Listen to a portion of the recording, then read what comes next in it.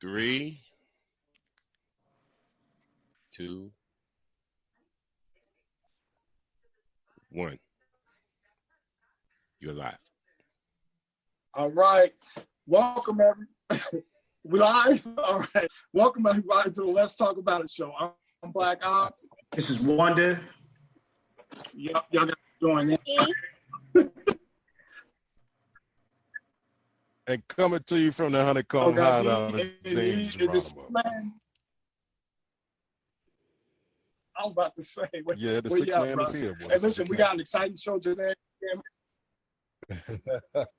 All right, your video intro, we still hear you. Listen, it's good to hear from everybody and to see everybody. And, we got an exciting show and a lot to cover today. And we're going to get this thing started. So, we always have our own little segments here, as they say.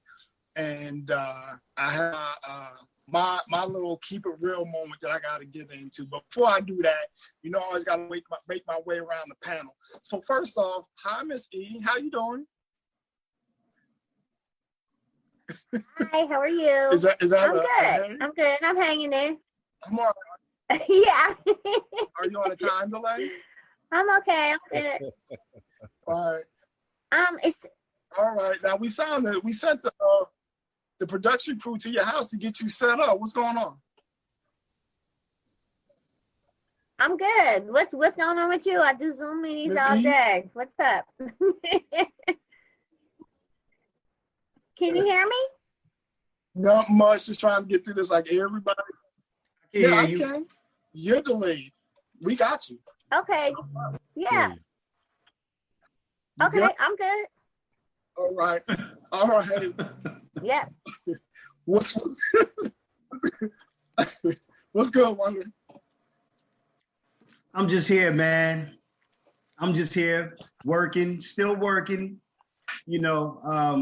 My job from time to time, it becomes essential. So, sometimes I have to go into the office and just trying to keep it normal, man. Just, been trying to seize the moment and take care of myself and create hobbies and, just stay busy. That's it. I'm here, brother. Right. Well, I thought I was going to be able to go on, but I got 2-digit on my thing so I could tag everybody. But anyway, it's good to see you. And yeah, I had to go in today too to my job. As you know, I teach as well. Right. And I had to, I teach, but I had to go in as well. I just had to clean out my office. It was kind of surreal to walk around and see all the lockers open and no students in there. I saw papers on the ground and I was like, man, it didn't seem real. Mm-hmm. And to sit in my office with it to be like super quiet and dark, but I'm used to kids popping in and, sharing their day with me and grading papers and all, everything that comes with teaching. It was just like, I don't know, it was somewhat of a somber moment. And one of my students had shot me a quick text and was like, hey, just wanted to say hello. I'm doing all right out here. And it was timely. They say at times the universe speaks out. And I was like, man. And it just, everyone had their mask on when I came. You had to come in at a certain time. You had a window. You had to be out by a certain time. You had to tell them I'm leaving. Had to pack everything. Listen, this is what I did. Listen, don't nobody sell me out. Snitches get stitches, right? This is what I did. They put hand sanitizer on our desk. That's with me now at the house. I had to get that. So, and you're going home with me. No one's going to be here. Okay. Yeah. Took a white Hey, BlaQ Ops. Hey, BlaQ Ops. Are they taking your under the bus, dog? Are they taking your temperature before they let you in the building? No, but they were on a very strict schedule. Like there was no human interaction, any contact like that. So you had to go right to your classroom. You had to do exactly what they said. They put out. In fact, you had to make sure that you met all the precursors before you could even come in. So you displayed a fever or anything remotely or had contact with someone, you couldn't enter the school. So they had vetted the process. So, and trust me, I didn't want to see it. I love everybody. Don't get me wrong. But these are trying times, and a simple handshake could really kill you. So I just kept it moving. But it was just surreal to sit in. Yeah. But as always, good to see it. As you can see, I saved the. I gave the look for a little bit. My science experiment. I think most people enjoyed it, but that is hell to maintain. So I was like, just let it grow. So just let it grow, man. Oh, the beard. And I go to Barry White. It'll go all the way down here and all the way up here like that. And so, but I was like, let me get rid of that. I was like, you know, you get bored. You know, if I had hair, I probably would have put braids in. It's like, yo, let me see. You know, I'm far West Indies anyway, so I was like, let me put the. but that's not gonna happen. So, but anyway, Dean Geronimo, what's good, man? My man, hanging on like an old loose tooth, man. Balancing between work and the honeycomb hideout. You know, they got us testing and all of that other stuff. So we'll see how that goes. You fail the test, take it home. But so far, I guess I'm still passing because I'm still and I know. You know, but and I got a relative or two who might be paying visits where you work. And let's just say that inside those systems, man, I know that this outbreak can be a challenge in there. And I just hope that they're taking care of people in there like they should. Right. Trying, man. Trying. It's a job. Yeah. And it's a complicated one at this point with all the stuff that's going on, you know, so. Yeah. So, you know, as always, I mean, human rights and making sure things are right. We understand the reasons behind them being there, but you also have to understand that they're human beings at the end of the day, and they should be afforded, you know, those rights. So that's all I say. As long as they're being treated justly, you know. So, babe, this is our platform, so this is what we use it for. So I'll use my voice to say, hey, make sure everyone, all walks of society get treated as they should. Now, is that the case? I think it can be debated. However, I'm still going to bring it up. Right? It's my Nothing wrong with that. All right. Listen. And as always, Dean Geronimo, thank you for your input. But listen, let's move on with the show a little bit. This is my keep it real moment. Like, there's a lot of stuff that we can talk about here, but I'm going to go to something that I've been enjoying since I've been in the house, right? It is TikTok, right? TikTok. Oh, okay. Are you familiar with it? Yeah. Right? Yeah, Listen, I see the videos. Don't rush. Right. Listen, I find myself cracking up off some of the skits off TikTok. I do. I think it's the best thing since sliced bread. Like, literally, and some of them get creative. Like, I love the Denzel Washington one that people apply all the time. Right? When he was like, King Kong ain't got nothing on me. Right? But then I applied to, like, I saw this one older lady who had taken some orange juice out the refrigerator, right? And it was just the bottom. We've all been there, you know, just the bottom of the orange juice. And she went in there. She was like, "Oh, you motherfuckers," yo. And I was dying, yo. I was dying. My kids are always like, "Dad, you over there on that TikTok again, ain't you?" I said, "I sure am." And it's always it's a debate. It's like, are you too old for TikTok? And then there's like all these things that come up. It's like, I'm not too old. Listen, it is comical. I've seen some of my students come through TikTok. I was like, oh my God, yo, look at that. On top of that, some of my martial arts buddies have come up on there. Who else? I mean, just different people. I don't know how the algorithm goes, but I'm like, oh my God, look at that. And it's comical. It is comical. Some of them are out there, though. Some of them are out there. The Don't Rush challenge, they done apply that to everything. But yes, they have. Some of the I said yes, they have. Yeah, but it's I love that. Just to keep it real, like, I love TikTok. That's why let's keep it real moment for BlaQ Ops. TikTok is all right. It's all right. I'll watch it. I'll be cracking up. I'm just trying to figure out the skit that I gotta do for me, right? So some of those people, about like one of my old students, they had like 25,000 views. I was like, oh wow, you know. So there's always money in that. Yeah, exactly. That's what I said. Yeah. I was like, oh my God. Yeah. You know, and people I used to work with in the military. I was like, oh my goodness, oh look at that. I was like, oh my God. So small world. So I post martial arts stuff up there when I do come on. So that is my contribution to TikTok for now. Until I can find something funny to do. Okay. They got the Millie Rock with it. I want to do the Millie Rock with it. I love that. So I'm trying to get to do one with me. It's fire. So anyway, that's what I have here. What we got, Wunda? You up next. What's up? What do I have? I don't know. Might as well all Joe. He's gonna come with some deep insight. No. I mean, you know, I'm just amazed by the protest of you know, a lot of people who are Trump supporters who demand that their cities and states open back up for business. And you know, it's very telling how, you know, people are more concerned about a dollar rather than their health.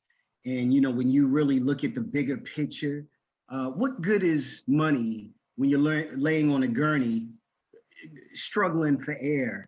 And one of the last protests that they had, I forget what, it was somewhere down south. And a few days later, there was 71 confirmed COVID cases from those people. I wish there was some. Mm-hmm. Go ahead, Missy. It was in Texas, I think. Yeah, I think it was in Texas. Yeah. And you know what? Right. I don't know if there's a way to monitor it, but I wish there was something where it, you know, where they could say, you know, you have to sign this agreement that when you protest, not practicing social distancing, not putting a cover over your face, that you have to sign some kind of petition that you will be last to be serviced when you get sick. But it's incredible, man. There will be no service. Right. How about that? But service. Yeah, man. I mean, listen, you know, because, and here's the scary part. Say, wrap it up, dude. Yeah, here's the scary part. Those 71 people that were tested for COVID-19, how many people did they touch before they found out? How many people did they come in contact before they found out that they had it? And this is why we can't, you know, bring this. I mean, it's coming down in certain places, but then in other places, it's popping up because people are not, you know, obeying the sheltered in. So, you know, I'm baffled, but I'm not surprised. But I'm still it's one thing to protest, but have respect for the social distancing. Put something over your face, but to just go to prove a point and then you turn around and get sick. Yeah. So, you know. Listen, so that's my rant. Yeah, listen. No, that's not a rant. That's very applicable to today. But I was actually at a store, and you know they do the 6 feet apart and so forth, so on. And we were actually outside waiting to go in. I was with my family, and the one gentleman was behind me, 6 feet, and he didn't have a mask. And the guy in front of me said, "Hey, where's your mask? You know, hey, where's your mask, buddy?" Right? And they say with age comes wisdom, and Wunda, you know me, right? You know me. And so the younger me so bad wanted to turn around like, dude, yo, you right on me, right? The older, wiser me said, Sean, let the dude in front of you take the argument with the guy behind you, right? Because no one else looked like me. In the moment that I react, now I'm on the news and y'all doing the story like, damn, Sean was all right. We gonna listen, right? Right? No matter how we'll put that GoFundMe up for you, dog. Right.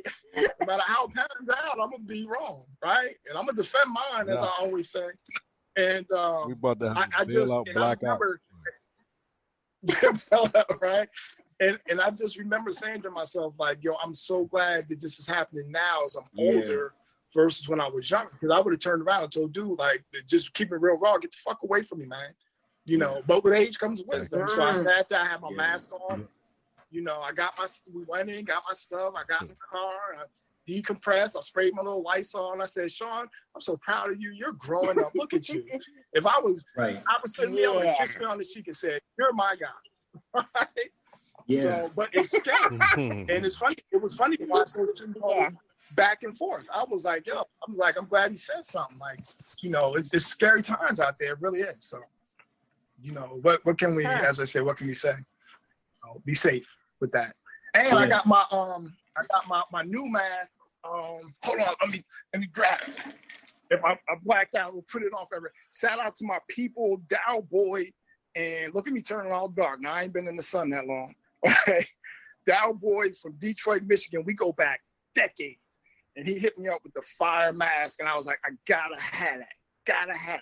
So I posted it on Facebook, but let me put this up real quick. Check this out. Yeah. Oh yeah, I like it. Yeah. Everybody versus COVID-19. Exactly. I like and it. He is I like it a lot. Yeah. It has a trademark on it. I don't know if you can see it, but he is a part of the original before it was like everybody versus this, everybody versus that, straight out of this, straight out of that. He's actually linked to the originators of that movement. Okay. So he's from Detroit, actives in LA, and he moves. Yeah, he's definitely moved up in those influencer circles. And but he hooked me up. He sent it right to me. He's like, yo, I got you. And so I posted it on Facebook. Everyone was like, oh, that's it. And then he posted where people could get it from. But my point to it, everybody versus COVID-19, this is going to lend to you a little bit, Wonder, is this, right? No matter what your socioeconomic class, skin color, creed, race, you pick it. If you're from China, if you're from the United States, if you're from Africa, if you're from the Philippines, COVID-19 does not care. So it's everybody versus that. Right. And we all have to do our part. It's not about a political position. It's about human lives. And you cannot put a man-made system currency against an innate God figure. And what I mean by that is the great creator God and him putting man here. Like man is here. We're here on this domain, but money is a concept made up by man. There is no comparison. So I don't think one life should be lost to currency. Period. Right. That's my thought. And I'm an independent. So before we get all the call like, oh, he's just left or right. Blah. No. I'm a dead center independent. Period. For the record. So, all right. Anyway, that's my rant. That versus everybody. Woo, woo. All right. So you got that covered. Dean Geronimo, what you got, man? You know what? I don't have a lot, man, but I got to give my shout out. So at midnight, if y'all can hang, the Fast Auntie Lounge will be on IG Live, Knife Wonder spinning.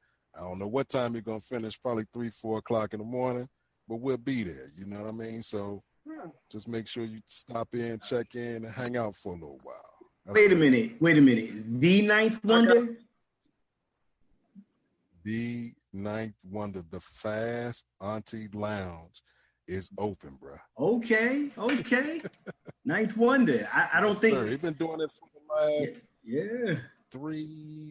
last 4 weeks. Yeah. Okay. And I would have put on my Fast Auntie Lounge t-shirt, but somebody's watching me to my right. I'm supposed to be in a meeting, right? But this is more important. So they can see me on the side, but y'all can see me up front. Yeah. All right. Okay. All right. Well, we'll take that. Listen, you close out the show strong, bro. What you say? You'll close out the show strong, bro. I'm just messing with you. I got to take them where I can get them. You know what? I got you, dog. Right.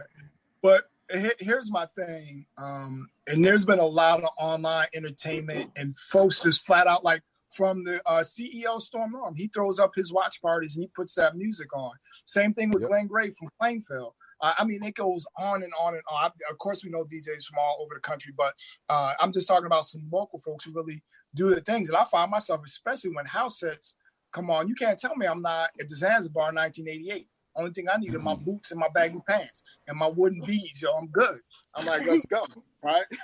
We know how that went. Those were the days. So I do appreciate, them all. And speaking of music, while it's on my mind, let's take a second to reflect on Little Richard, who we lost, who was a pioneer in rock and roll. And we all know the architect. He was the architect. The architect. That's right. Right. And what I do appreciate is that he got his just due. No one tried to sell him short. In fact, they actually said a lot of his music was copied by mainstream, right, as he made his way. And he was definitely a different character. We all got one of those cousins, uncles. There's just, they march to the beat of their own drum, but he was effective at what he did. And his mark on rock and roll and history cannot be denied. So when you paint our history, again, there's not a circle really we can't touch, but you have to remember, going back to the origins of rock and roll, he was that guy. Yeah. I know we have morphs, but you got to give him his just due. The same thing for your first black astronaut. I mean, it goes on and on. Right, but right. My point is, his music will live on forever. So I wanted to give him his just due with that. Yeah, I definitely agree. I think when you look at even like current artists, like you couldn't look at Prince and not see Little Richard. In some ways, you couldn't even really look at Michael Jackson and not see Little Richard. Like you see him in really in really a lot of things, in everything, even some white artists, like a David Bowie. Like you couldn't look at him and not see where he was influenced by Little Richard. I think everybody was. So yeah, rest in peace to him. I mean, he lived a long life, and he made sure that you weren't going to forget him. He was unforgettable. That's for sure. He defined his own legacy while he was still alive. Like Wunda said, he told you, I am the architect of rock and roll. You see these people, you giving props to people. Look at them and look at me, and come on now, you don't even have to connect the dots. The line is straight. This is a straight line right here. So, he definitely was a pioneer. I think his longevity as well, because there are kids that knew like who Little Richard was. So, you really, rest in power to Little Richard, and his legacy will definitely live on. I wonder. Go ahead, Wonder. No, I wonder sometimes when I watch the Five Heartbeats, there's a scene in there where they go to the first record label, and the guy's like, yeah, I love it. He's like, but I got the perfect group for this. And he says, bring in the Five Horsemen. And then they start singing, Ain't Got Nobody Jack. And the reason why I say that is because Pat Boone took Little Richard's Wop Baba Lap and made tons of money from that man's record. Right. And I wonder if Robert Townsend, and that just didn't happen to Little Richard. That happened to a lot. But I wonder, but his was more pronounced. It was more out there, like Pat Boone, and it was a milquetoast dry version.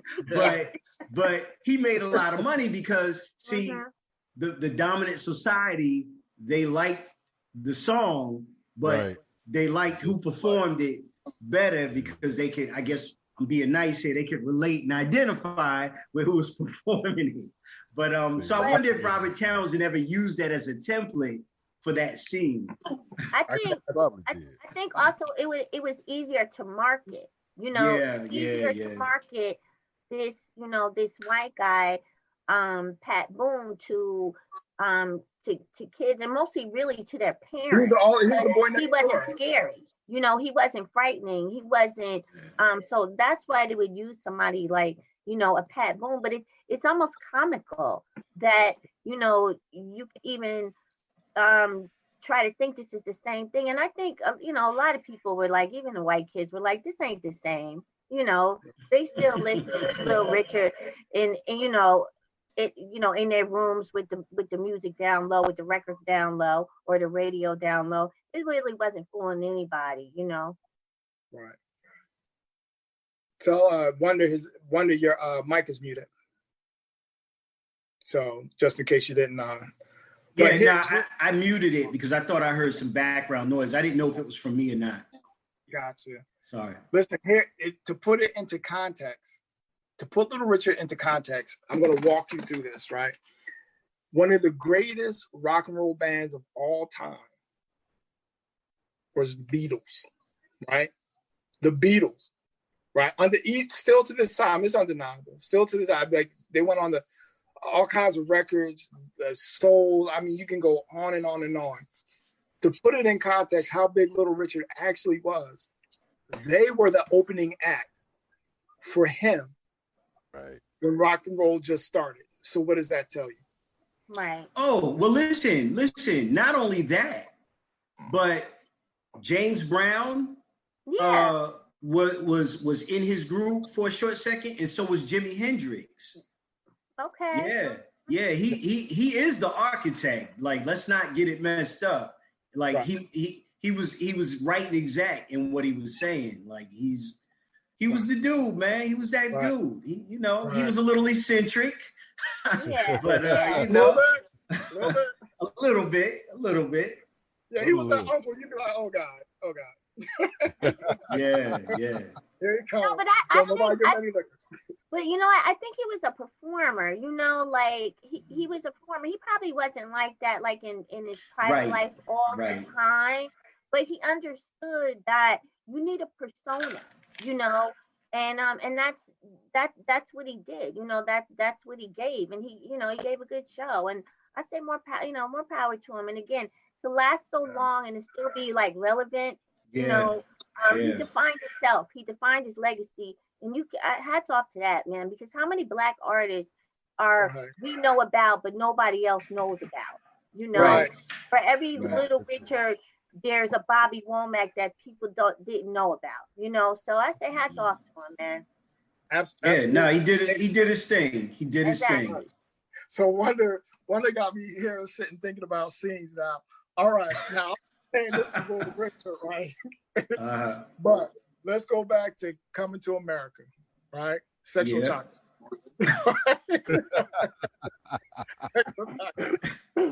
Right. I'm just like, because he's sure enough, because Eddie Murphy played that part like that. I was like, man. Every time I see that to this day, I still crack up. Yeah, you do kind of. There is a little bit of Little Richard-esque in that character, just a little bit. Right. That's my thing. All right, so I'm gonna leave that alone. But hey, and on a serious note, though, like we're all saying, he was a trailblazer, so I wanted to give him his just due. There's no way that I didn't do that. So with that said, this is, as I say, a mechanical transition. Next would be Andre Harrell. So let's flash forward. Oh yeah, wow, that was a shock. Yeah, because he was young. Yeah, that was a shock. Yeah, that was a shock. 59. Only 59 years old. That's young. Yeah, that's young. And he didn't look worn out. What was the cause of death? I don't know. They didn't say. Right? They didn't say. You're right. They didn't say. And we also lost Betty Wright too. Mm-hmm. Yeah, Maddy, right? But the Tiger dude, him too. What is it, Roy? Yeah, I heard about that, but they've been clowning the Tiger dude, man. Oh, I didn't know that guy died. The Tiger guy? Not the Tiger King, but the guy. No, I know you're talking about. Okay. What was they, Siegfried and Roy? Was that right? Yeah. Roy? Yeah. Him too. Wow. It was like they all died like within a span of like a couple of days. Oh, I didn't even know that the Tiger guy died. I didn't know that. Wow. Yeah, but Andre Harrell, I mean, come on, man. Who didn't go through the 90s with all those hits? Mary J. Blige. Yeah. Oh my God. Even Puff Daddy, when he first started out, he was an intern at his record company. I remember watching that on something, and just all those acts, that he defined the 90s, especially 90s R&B. Well, with his signature glasses, right? And we talk about a signature. His glasses were his signature. I remember looking especially back in the day when you had the Zells and all that, he was still rocking those same glasses. remember he was a part of that rap duo, Dr. Jekyll and Hyde. And Mr. Hyde. Yeah. Listen, he was in Crush Groove as Jekyll and Hyde. He was in Crush Groove. Yep. Now, Dean Geronimo, you're gonna watch Wonder and Miss E smile, but he was a '92 KTU favorite. Hey, Paco for '92 KTU. That's taking it back. A lot of people want to jump on Hot 97, but '92 KTU was it. You had that and Hot. That was the station. That was definitely. So, I only remember Paco from '92 KTU. I remember Paco. I remember Joe Causey. It was some other DJs. Yeah, I remember that. Yeah. And what was the movie Breaking? And they were one of the stations that was making the announcement. Come on down for. But they just remember they did the open cast call. And if you was good enough, remember Slim Goody from Plainfield went down there to try out. There was a lot of breakers in Plainfield, but I was like, man, and that came through 92 KTU. Wow. Okay. But to get back to Andre Harrell, again, that's a talent loss, and time waits for no man. Each of our day approaches, but he definitely had and he has I always say this, right? You could die as that dude, like if you want that street rap, or you could die with a legacy. He has a legacy, and I'll take a legacy all day. I don't care about a street rap at 50 plus. I care about a legacy. And he definitely left a legacy on an art form that is claimed by our culture, and it's undeniable. Right. It's undeniable. And you know who else he was involved with, which was my favorite 90s group, was Jodeci. Oh my God. Oh my God. Jodeci is like, to this day, that is my favorite 90s group. Like, I think I got 2 kids created off of Jodeci. The best. That, man. And nothing is better than that. So yeah, he like I said, that was the soundtrack of the 90s. He produced the soundtrack of the 90s. Come and talk to me. Jodeci, Stay by Jodeci. That was it. That was the jam, man. Oh man. Listen, every now and then, when I'm in the bath and I'm in the morning, like I'm shaving my head, trimming my mustache, I throw on Jodeci. You can't tell me. I'm like either Casey or JoJo, one of them. You can't tell me I can't sing. You can't tell me.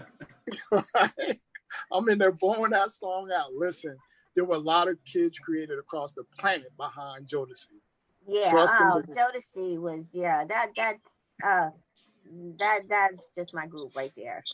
Yeah. So, man, but again, it gives you a sign of the times.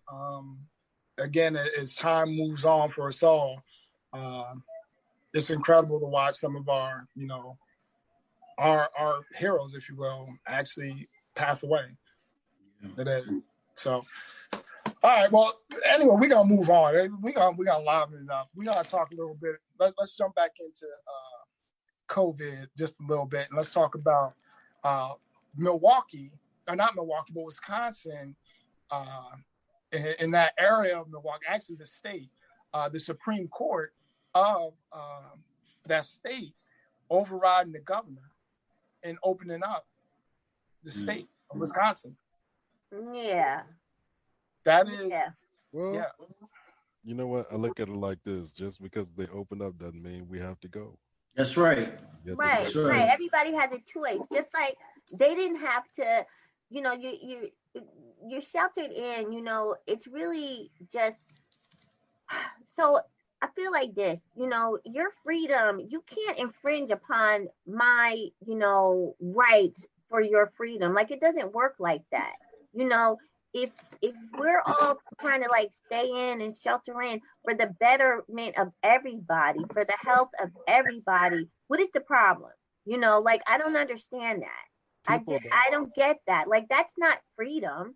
You don't get to make those decisions because it affects other people. It's like, right. That selfishness is what's driving them to say, you can't tell me to stay in my house. Well, you're correct in part, because now imagine if it wasn't COVID-19 and it was bullets flying outside. Are you going to run outside and get Right. bullet? Right. Or are you going to stay No. inside where they're not hitting you? And some people don't have that. They have that sense of self to a point where it's only about them. Right. So, it's like, you know what? And those are the people I think Wunda was speaking of. Like, when you get sick, look, when you get to the hospital, it's like, where were you yesterday? I was at the beach. Go back to the beach. Drink some of that water and see what happens to you. You know what I mean? Yeah, would you say add some bleach to it? Maybe some Lysol? Put some bleach. Do what I boy told you. Drink the bleach, dog. Just drink the bleach. You'll be all right. You know what I mean? All right. Oh my God. Listen, Facebook is savage too. I've seen some savage memes behind that. That was hilarious. I mean, it's funny, but it's not funny. Lysol vape joint. Yeah. All that. It's crazy. But go ahead, Missy. No, I was just saying it's crazy. So what is it that they're saying that the governor didn't have the right to shut the state down?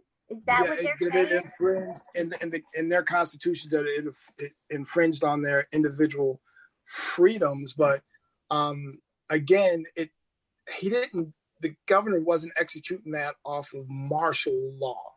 Right. He wasn't doing it from a position of, say, a dictator. He was doing that based on science. Right. And on what the CDC has put out.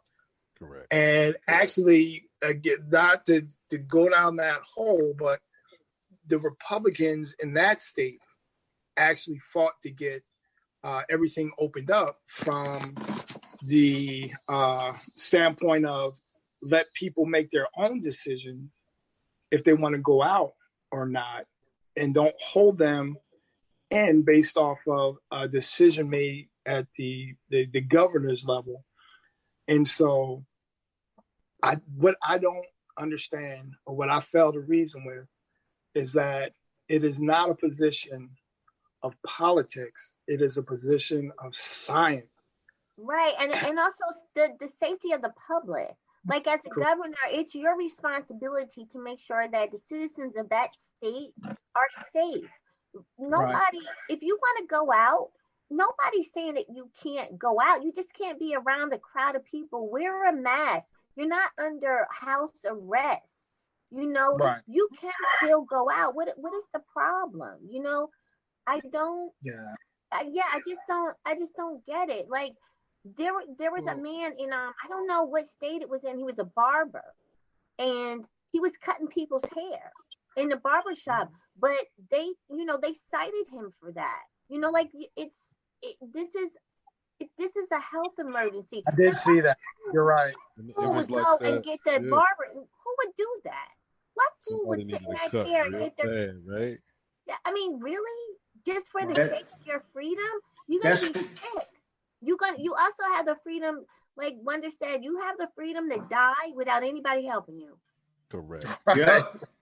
Special die by yourself. COVID to your house. Right. And these idiots are trying to liken it to slavery. It's not.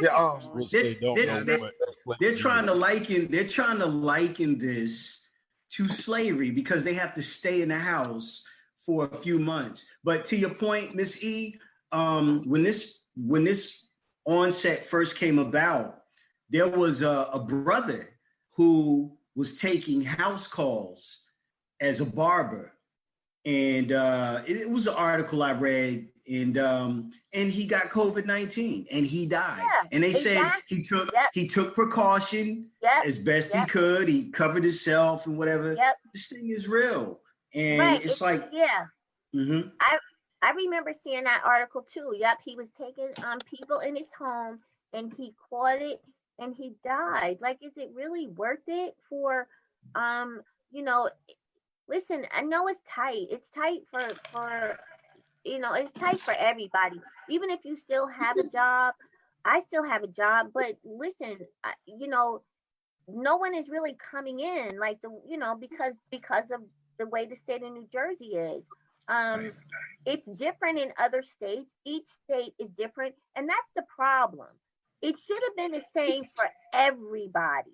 That way we could have did it quickly, gotten it done and over with without just rolling. Okay, first is New York, New Jersey.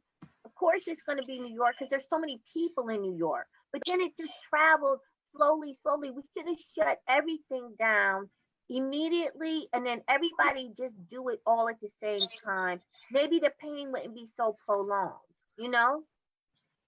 Listen, when that second wave hit, and that scientist who did the whistleblower complaint, he actually was deposed today, and he said, listen, it's going to be one of the darkest winters in history. Like, that guy isn't playing.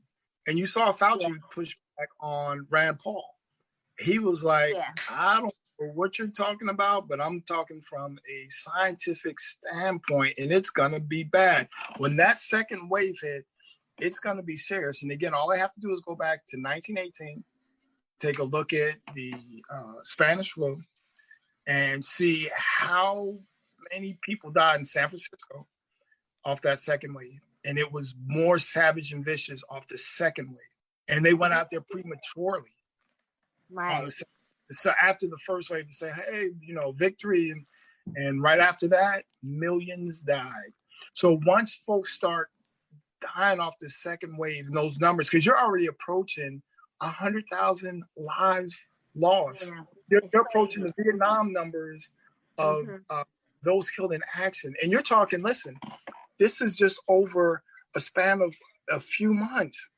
Like, not even like a few months. It's like 2 months. You know, it's like 2 months that this thing has really been like, it's not.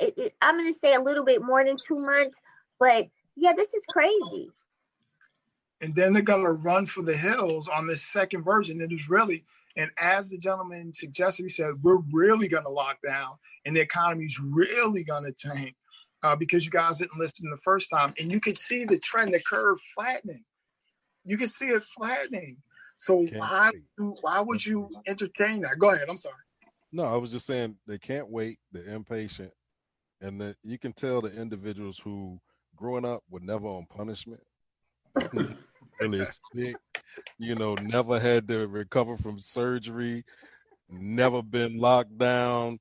They just running free, you know what I mean? So they never been in a position where you had to sit still just for a moment. Had the dude at 1600, I don't say his name, but had he listened to his predecessor, we wouldn't be here right now.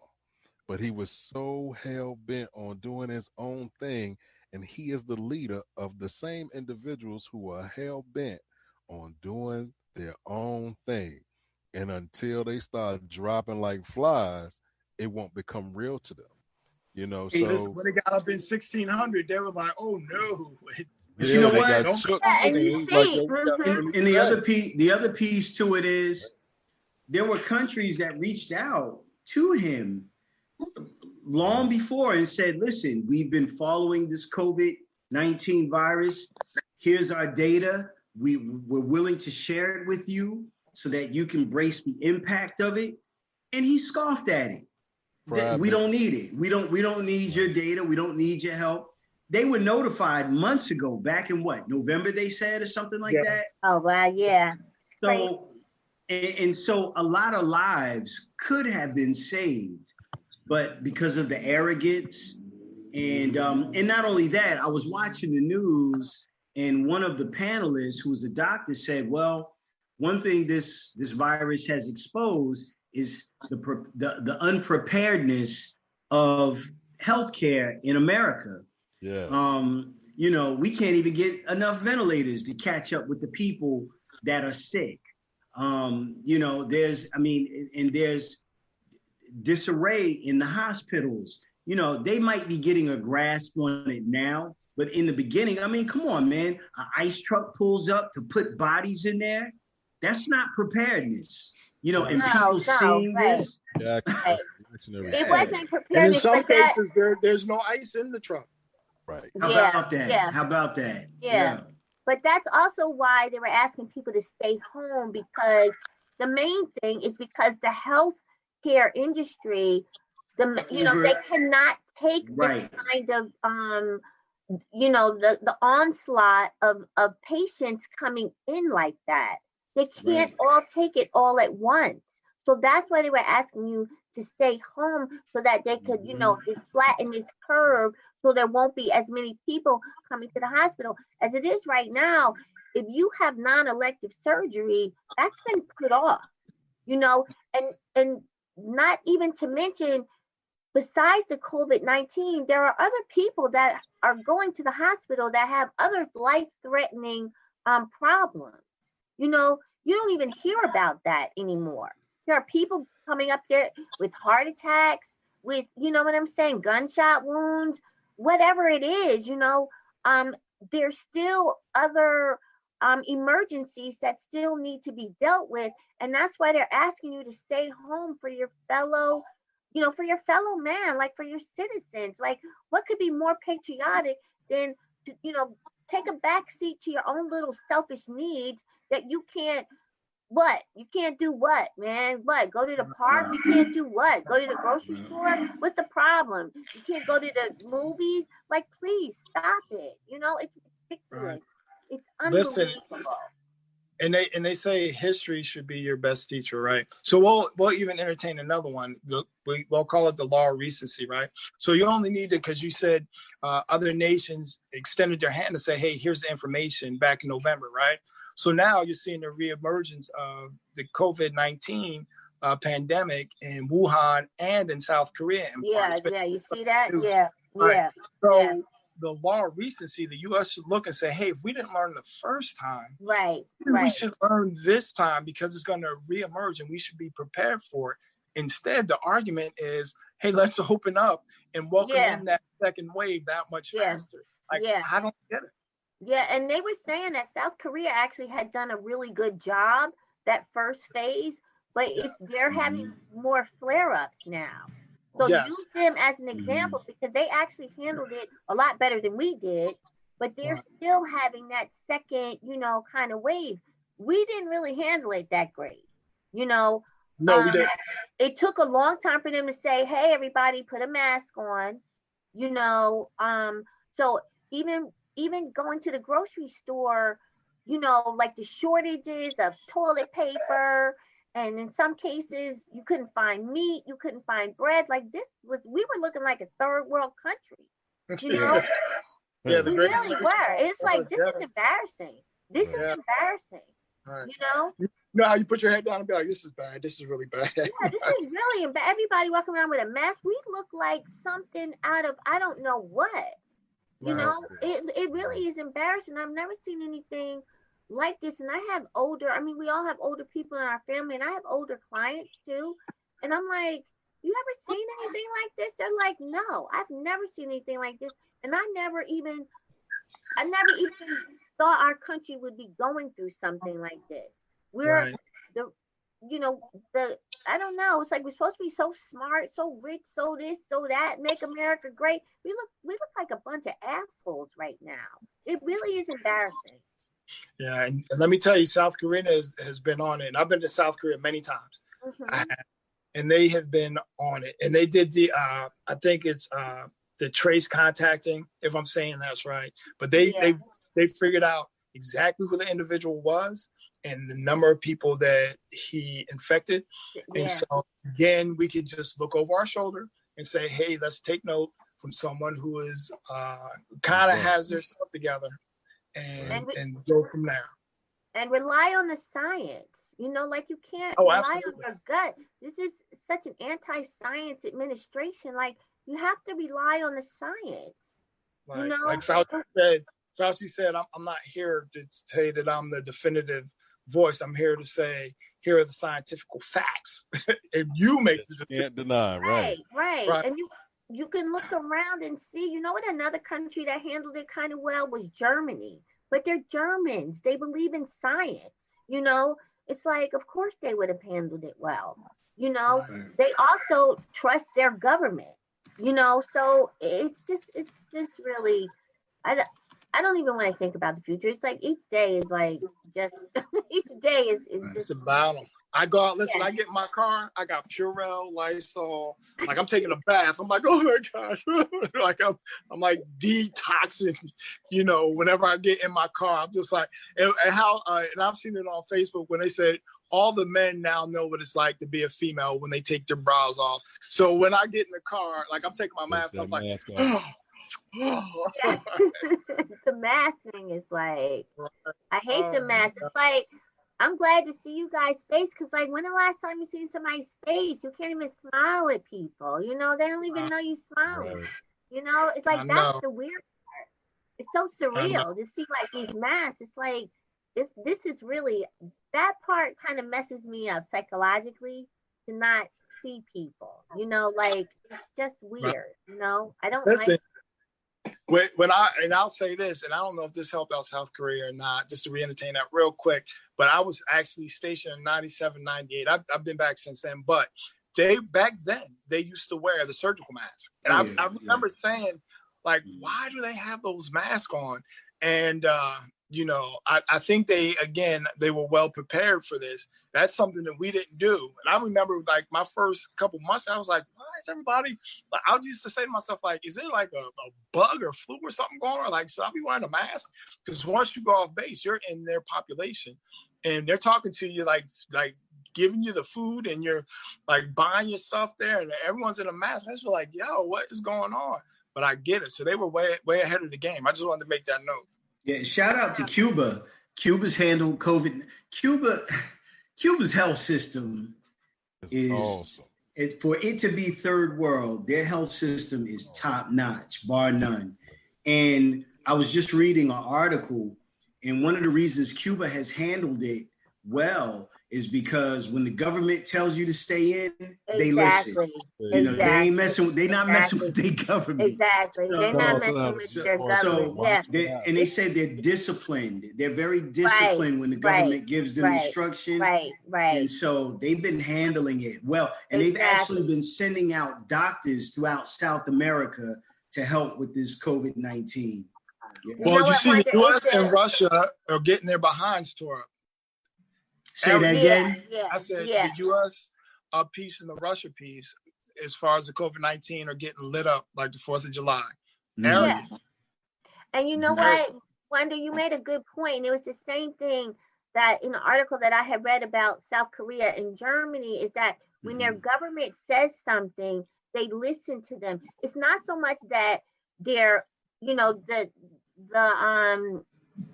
the motivation may be a little bit different, but it's just for Germany, they trust their government. It's not so much like a police that they trust in their government. They trust that the government is for the people, and that they, for the most part, are doing what's in the best interest of everyone.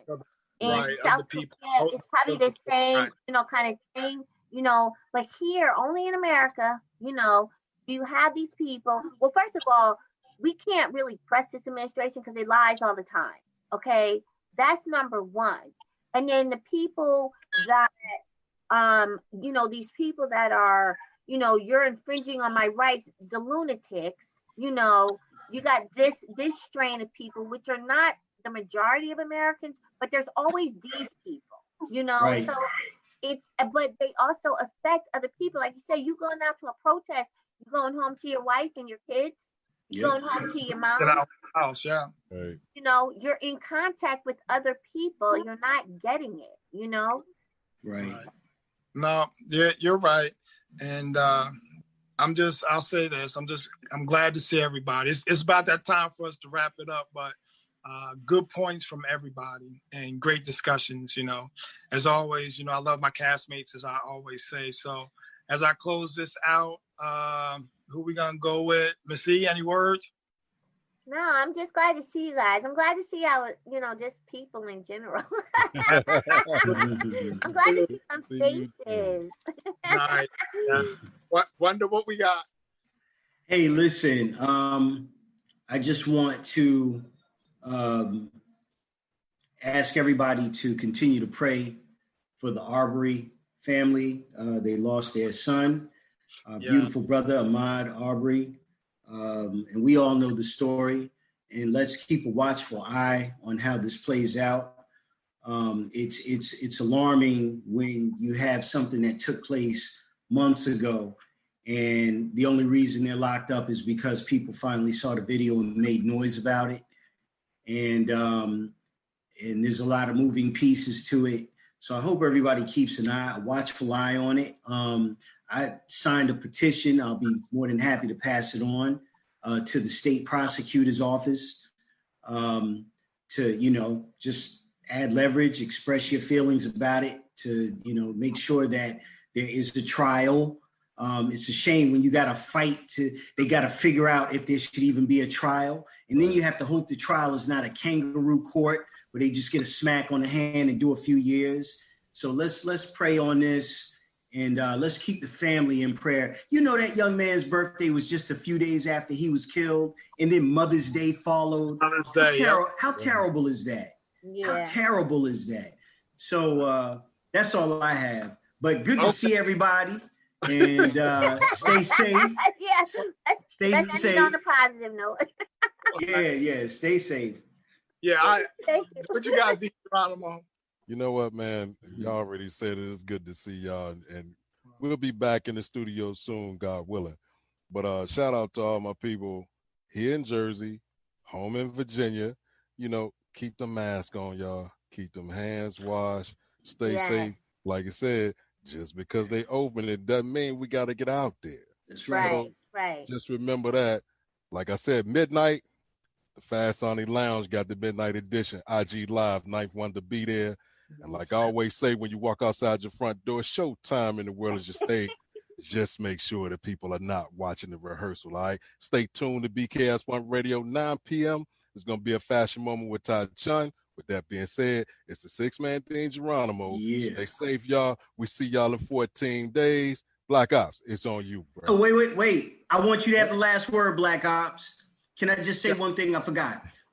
This Tuesday, coming up, the 19th, 7 p.m., the Zoom link is on my page.